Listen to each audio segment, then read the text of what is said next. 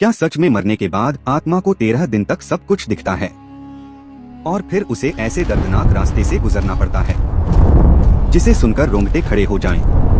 गरुड़ पुराण के अनुसार जब इंसान की मृत्यु होती है तो आत्मा तुरंत शरीर छोड़ देती है, लेकिन कहानी यहीं खत्म नहीं होती।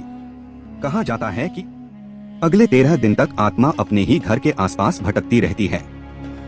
वो अपने परिवार को रोते हुए देखती है, लेकिन कुछ भी कर नहीं पाती। इसके बाद यमदूत आते हैं और आत्मा को ले जाते हैं एक लंबी और डरावनी यात्रा पर। इस रास्ते को कहा जाता है यमलोक का मार्ग, जहां आत्मा को अकेले, प्यासे और भूखे चलना पड़ता है।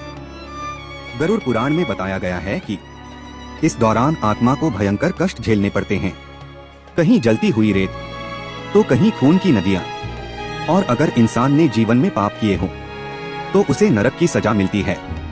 इतनी भयानक कि सोचकर ही डर लगे। लेकिन अगर किसी ने अच्छे कर्म किए हों तो वही आत्मा स्वर्ग के सुखों का अनुभव करती है। इसलिए कहा जाता है मृत्यु अंत नहीं, बल्कि एक नई शुरुआत है।